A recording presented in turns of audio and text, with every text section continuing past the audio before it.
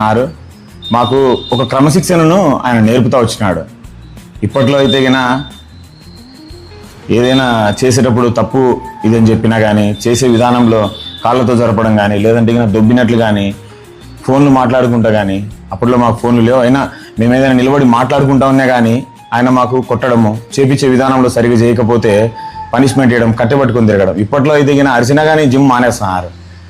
దానికోసం ఆ రోజు ఆయన నేర్పిన క్రమశిక్షణ ఈరోజు ఇన్స్టాగ్రామ్లో మనకి రాజారెడ్డి పేరుతో మన వీడియోస్ అన్నీ వైరల్ అవుతుండేది. ఈయన మాకు నేర్పిన ఆ క్రమశిక్షణ, ఆ విధానాన్ని బట్టి మాత్రమే అందరూ నా గొప్పతనం అనుకుంటున్నారు. ఇదంతా నా గొప్పతనం కానే కాదు. ఆ రోజుల్లో ఆయన మాకు నేర్పిన కేవలం ఆ ఒక శిక్షణతోనే, ఆ క్రమశిక్షణతోనే నేను ఇంత దూరం వచ్చాను. ఎంతోమందికి మాస్టర్ మాకు దూరం అయిన తర్వాత ఇక్కడికి విజయవాడకు వచ్చిన తర్వాత నేను ఎంతోమందిని అప్రోచ్ అయినా, వాళ్ళ కాళ్ళు పట్టుకోవడం, ఇంకా దొంగపోవడం కూడా జరిగింది. ఎవరు ట్రైనింగ్ ఇవ్వడానికి ముందుకు రాలేదు, ఎవరు చూసినా కమర్షియల్ అనమాట. ఆ రోజున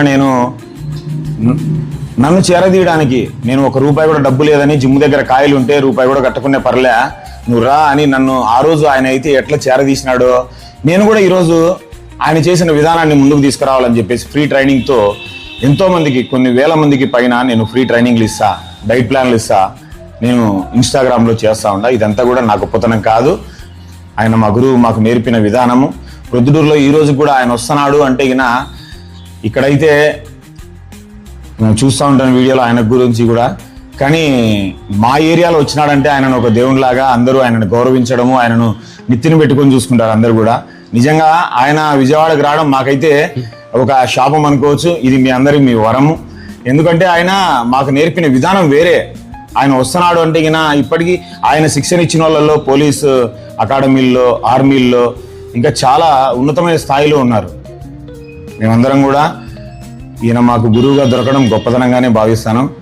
ఈరోజు అనుకోకుండా నిన్న రాత్రి అనుకున్నాను బయలుదేరాలనేసి, మాస్టర్ దగ్గరికి వచ్చి కలవాలి అనిపించి నేను చెప్పుకోకుండానే వచ్చి మీ అందరిని ఒకసారి చూసుకొని వెళ్దాం అనేసి వచ్చాను.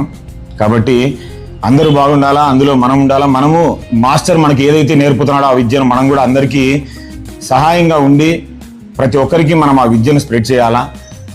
అలాగే జిమ్లో ఉండే ప్రతి ఒక్క వస్తువుని మనము ఇసిరిసిరి వేయడం కానీ ఇలాంటివి ఏం చేయకోకుండా మనం చేసినటువంటి వర్కౌట్ని మళ్ళీ మనం తిరిగి దాన్ని ఎత్తిపెట్టే విధానంలో ఉండాలా.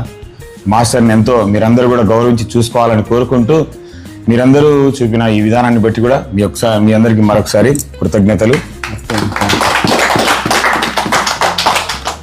Thank you Raja. మాస్టర్ ఒక నిమిషం.